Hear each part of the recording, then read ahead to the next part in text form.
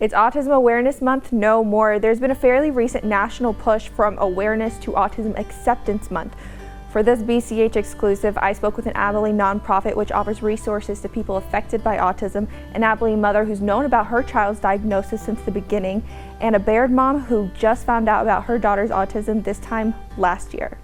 Since 1970, the month of April has been used to bring awareness of autism in the U.S., and since 1999, a puzzle piece symbol has been used to connect the two.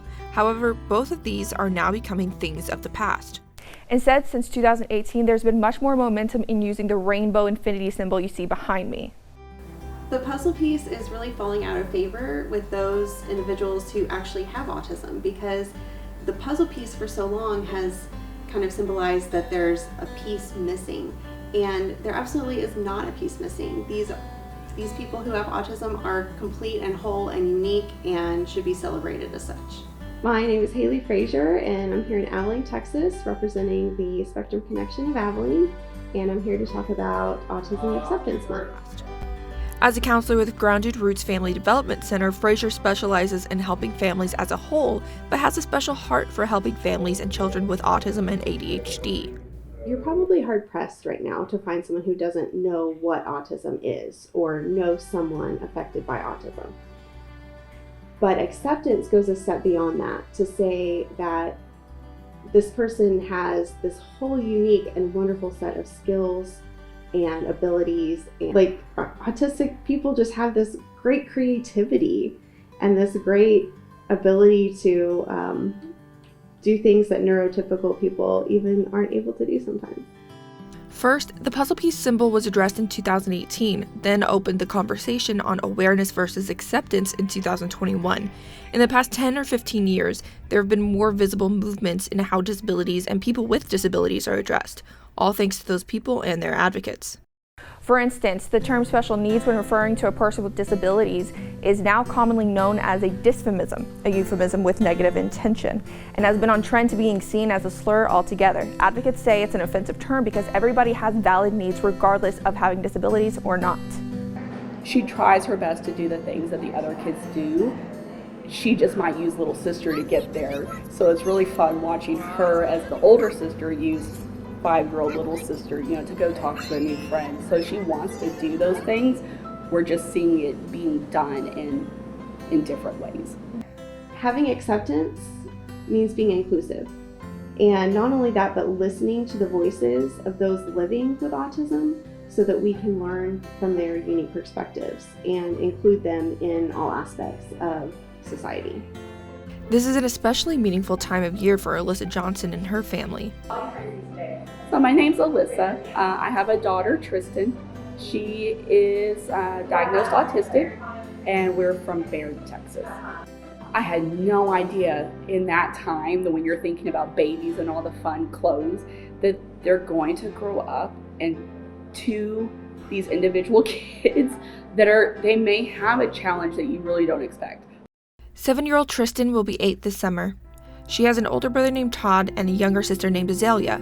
She does ballet, loves animals. When you get her around an animal, that's where she shines especially. And was diagnosed autistic last April, but it wasn't a quick or easy diagnosis. Honestly, I had never thought about it. I knew that there was something maybe going on, but it never occurred to me that was the answer to her situation. I thought maybe it was glasses. That's what's going to, change everything. And then, she wasn't answering to her name. I was like, well, maybe she has a hearing problem. So we even had her hearing tested, and she can hear just fine. It was several smaller behaviors that would lead to Tristan's diagnosis.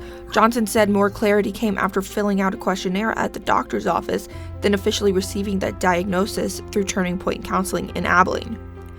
You get this diagnosis, and then it's almost like, well, have fun. And you're like, well, what do I do next? So one of the things that has been difficult for us is that we're relatively new in this journey, but there's been a lot of time at the beginning that we didn't know what we were doing. Thankfully, Johnson said her family has been able to use Tristan's diagnosis to reach out to organizations like Turning Point or Spectrum Connection to learn more about her behaviors or what kind of therapies are available and which ones Tristan might need. I think it's been helpful not even just for her to have her diagnosis, but even for me to look at my own life. And I'm like, okay, these things make sense now. It's been really helpful with us to be able to see, the reasons why we have these certain behaviors. While Johnson is still rather new to this community, she said there is still a need for awareness in the big country. Having this month has been really important because as you see more as time goes by, that they're broadening this definition of what this is. But moreover, she'd like to see more education opportunities and support for families and parents of autistic children to learn how to best navigate through the diagnosis. What would you tell other parents of autistic children? Give yourself grace. That is one thing I think that I struggle with on a daily basis. I may not understand what she's going through, but that doesn't mean that it's not valid, and it doesn't mean it's not valid that I'm struggling with it as well. In the past year, Johnson's family has really stepped up, finding immense support from her parents and sisters and even her own children. Little sister, I guess because she's more used to this behavior of hers, will help her reach out to a friend, will help her, when she's struggling at the swimming pool, that she wants to engage in these behaviors, in these activities. The little sister is really the one that actually brings her out of her shell. What general advice would you like people to know about people with autism? Just because she is putting on a good show, it doesn't mean that there's not a lot of struggles behind that. While some parents like Alyssa Johnson have to grapple for a long time not knowing what's going on with their children, autism can present itself in numerous ways. Some children present right away. I'm Brianna from Abilene, Texas, and I am a parent of an autistic child. And this is Phoenix. Since he was born, he needed to constantly be in his bouncer, he needed to constantly be in his swing, he needed to constantly be patted on the butt. But for him, patting him on the butt, gently wasn't doing it.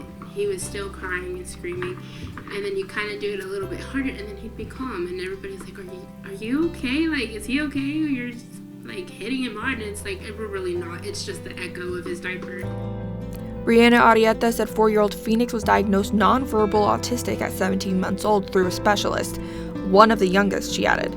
After struggling with a very fussy baby, she said her pediatrician insisted Phoenix had colic, but after having a daughter with colic, she knew this was different. Getting Phoenix's diagnosis, Arietta said she was able to better parent both of her children.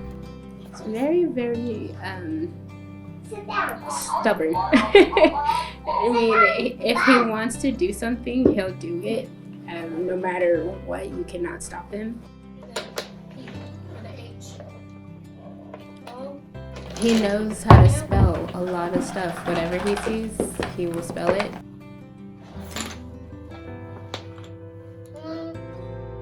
Rhea, can you tell me what's your favorite thing about your little brother? He just plays with letters, and he just plays with me and goes to my room, and he likes playing with my big doll house, and also he goes to school just like me. She's very, very protective. She'll go up to people and she'll be like, because people try to talk to him at stores and stuff, and he just kind of looks at them and then ignores them and goes away. And they're kind of stuck there well, I said hi, why don't you say anything? And then Rhea, she's like, he doesn't talk. He doesn't know. He doesn't talk. Today, to help Phoenix prosper in life, he goes to speech therapy, occupational therapy, and behavioral therapy. Before his diagnosis, Arietta said he never even babbled as babies do when they are getting ready to talk. And now, he's showing that initiative. If you ask him a question, do you want a cookie? He'll just say cookie. Or how are you doing? And he says doing, and stuff like that. And so it goes through the help of organizations kind of like Spectrum Connection Abilene, families like Alyssa Johnson with Tristan and Brianna Arietta with Phoenix. They're able to advocate for and support one another with Autism Acceptance Month. Acceptance to me means finding those individuals and supporting them, giving them resources, giving other people who are around them education to help them thrive in our neurotypical world. There is a number of ways you can mark Autism Acceptance Month, including using a rainbow infinity symbol or wearing red. Like Fraser said, the best way to provide acceptance is to listen to the voices of autistic people within our community. For Big Country Homepage, I'm Carly Cross.